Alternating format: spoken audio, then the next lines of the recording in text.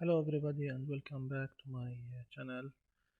I'm bringing to you new video for my series of videos explaining uh, the hydronic systems in many various aspects.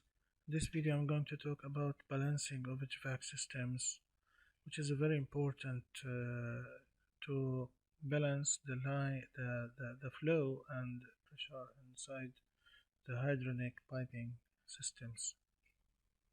Uh, why we are doing balancing for the hydronic piping? We are doing this because of the need to providing heat where required. We need to supply the chilled water to all the terminals in the network with the appropriate water flow rate. Balancing is the key to ensure the ideal level of comfort for each room just as planned.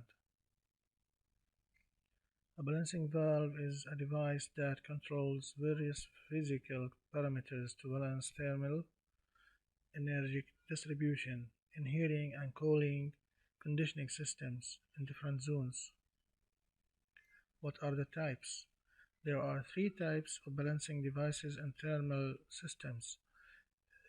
Static balancing valves (SPV), which are engineered to keep the system flow rate constant under design conditions and are set during commissioning. Second, dynamic balancing pressure independent control valves (PICV), which are designed to maintain a constant flow rate regardless of differential pressure as system conditions may vary.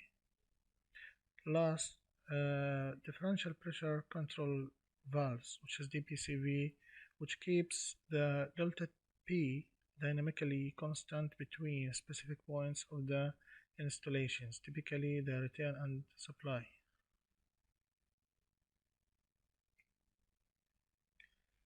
Here we can see how DPCV is maintain the delta P.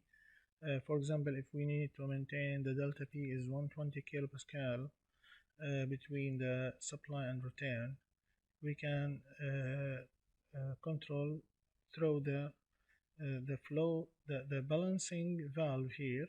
The balancing valve will be connected to the DPCV and it will take the signal in case there is any variation in the pressure.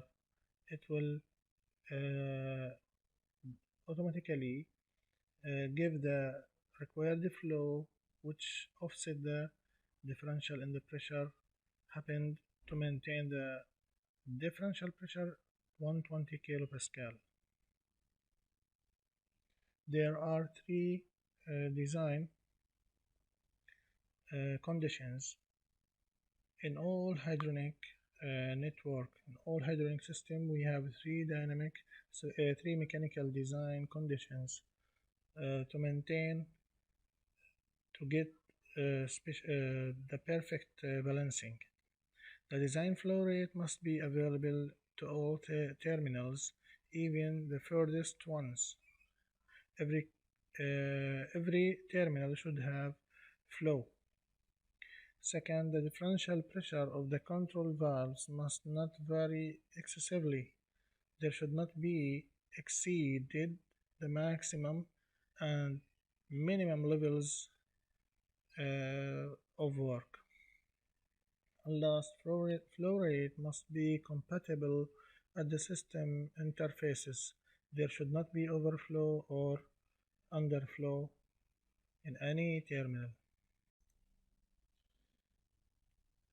Thank you for watching up to this limit. We will conclude our video today, and next video I'll continue this subject, how to obtain the three basic conditions for balancing.